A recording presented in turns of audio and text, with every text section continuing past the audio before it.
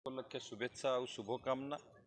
आज सारा विश्व योग को आपणई आम समस्त जाचे जितेबले जातिसंघर साधारण अधिवेशन रे भारत वर्षर यशस्वी प्रधानमंत्री नरेंद्र मोदी जी उद्बोधन देले योग को सारा विश्व आपणैबा पई बिना द्विधे सारा विश्व योग को आपणई आम भारतीय महान संस्कृति परंपरा और ऐतिह्य योग को आज सारा विश्व आपणई।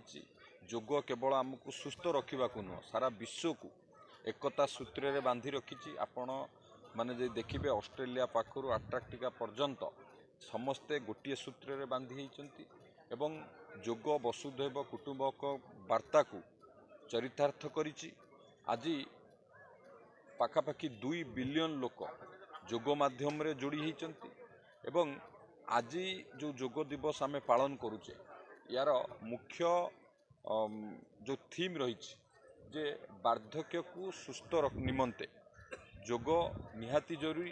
कारण आमे जतबले वार्धक्य देकी मनीष गति करुचे ये एक आम लाइफ रो साइक्लिंग सिस्टम। आमे जन्म होचे वार्धक्य जन्म पर आमर युवावस्था तापर वार्धक्य अवस्था किभली सुस्थ रहिबो तापई आज योग दिवस उपलक्षे थीम अच्छी जे सबु बेले आमे योग को आपणैबा योग को नीतिदिन भाव आम अभ्यास करवा एवं आम शरीर को सुस्थ रखा। जितेबाला आम वार्धक्य दे गति करुचे आमर एकाकीपण मनोभाव एवं ता सहित विभिन्न प्रकार स्वास्थ्यगत समस्या से डायबिटिक हो ब्लड प्रेशर हो एमती अनेक समस्या आमको सबुबले आम मनोबल को दुर्बल करें। आम यदि योग करवा निश्चित भाव सुस्थ रहिबा योग को आपणैबा निरोगी रहिबा।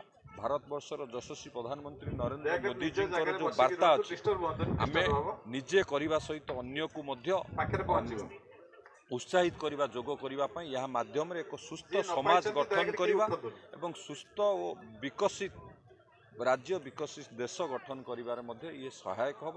तेणु आज आंतर्जातिक योग दिवस अवसर में मु समस्त को शुभेच्छा एवं अभिनंदन जनाऊँगी। आम योग करवा निरोगी रहिबा। धन्यवाद।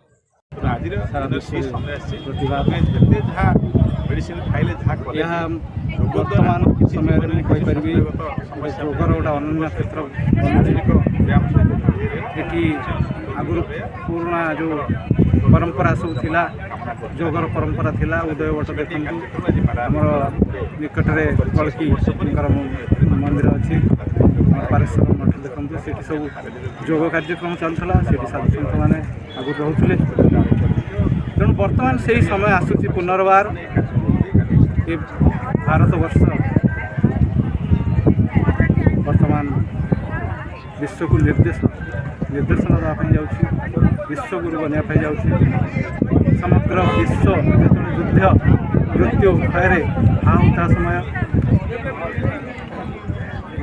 समग्र भारत वर्ष समग्र विश्व को बुद्धतर दयाकोरी कहीं किसी लिटरिंग करबेनी आवर्जना सेठी पकेबेनी आमे समस्त संकलित डस्टबिन सठिक जगह डस्टबिन अछि जाति का कार किछि गार्बेज बाहर से डस्टबिन पकेबा एतिकी आमे शिखिबा ओ जगह रे हम आवर्जना को आमे छाडी दिबा गोटे परंपरा नुहे यहा स्टेज आगे रे पछरे चारि पटे डस्टबिन अछि आपण जहा अवदान होछि ताको सेठी डस्टबिन पके देबे पहला टिके बना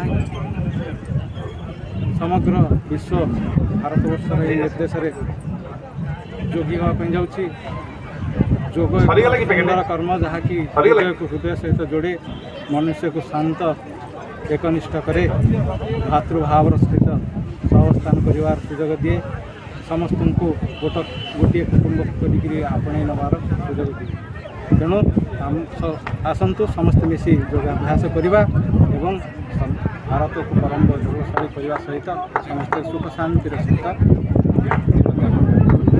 योग को एक व्यापक भाव अनुष्ठित करा जाउची। सेही परिप्रेक्षी आज पारादीप म्युनिसिपालिटी तरफ एटी बेलाभूमि योगाभ्यास करूँ। एटी हजार हजार संख्यार स्कूल पिला माने एवं पारादीप विभिन्न साधारण जनता विभिन्न एनजीओ माने एवं म्युनिसिपालिटी विभिन्न बंदर कर्मचारी समस्ते अति आनंदर सहित स्वेच्छाकृत भाव योग शिविर जोग देते समस्ते योग करवा सुस्थ रहिबा निरोग रहिबा ଏକ ସୁସ୍ଥ ସମାଜ ଗଠନରେ ସମସ୍ତଙ୍କର ଦାୟିତ୍ୱ ରହିବ, ସମସ୍ତଙ୍କର ଅଙ୍ଗୀକାରବଦ୍ଧ ରହିବ, ଏହି ଆଶା ବିଶ୍ୱାସ ନେଇ ଆମେ ଆଜି ଯୋଗ ଶିବିର ଅନୁଷ୍ଠିତ କରିଥିଲୁ। ସମସ୍ତ ଜନସାଧାରଣରେ ଯୋଗ ଦେଇ ଏହାକୁ ଖୁସି ଆନନ୍ଦର ସହିତ ଉପଭୋଗ କରିଥିଲେ ଏବଂ ଆଗାମୀ ଦିନରେ ପାରାଦୀପର ସମସ୍ତ ଅଧିବାସୀ ଏହି ଯୋଗ ସହିତ ଯୋଡ଼ି ହୁଅନ୍ତୁ, ସୁସ୍ଥ ନିରୋଗୀ ରହନ୍ତୁ, ଏହା ପ୍ରଭୁ ଜଗନ୍ନାଥଙ୍କର ପ୍ରାର୍ଥନା। ଆଜିର ଏହି ଯୋଗ ଦିବସରେ ମୁଖ୍ୟ ଅତିଥି ଭାବେ ଆମର ପାରାଦୀପର ବିଧାୟକ ମାନ୍ୟବର ବିଧାୟକ ତଥା ମାନ୍ୟବର ମନ୍ତ୍ରୀ ଶ୍ରୀ ସମ୍ପତ ଚନ୍ଦ୍ର ସ୍ୱାଇଁ ମହୋଦୟ, ଆମର ଅତିରିକ୍ତ ଜିଲ୍ଲାପାଳ ନିରଞ୍ଜନ ବେହେରା, ଅତିରିକ୍ତ ଆରକ୍ଷୀ ଅଧୀକ୍ଷକ ଶ୍ରୀଯୁକ୍ତ ଆଜିକ୍ୟ ରାହାଣେ ଏବଂ ପାରାଦୀପ ମହାବିଦ୍ୟାଳୟର ଅଧ୍ୟକ୍ଷା ଶ୍ରୀମତୀ ଶତପଥୀ ଏବଂ ଅନ୍ୟାନ୍ୟ ମାନ୍ୟଗଣ୍ୟ ବ୍ୟକ୍ତିମାନେ ଏଠି ଯୋଗ ଦେଇ ଯୋଗ ଶିବିରକୁ ଅତି ଆନନ୍ଦର ସହ ଯୋଗ ଦେଇଥିଲେ ଏବଂ ଏହାକୁ ଉପଭୋଗ।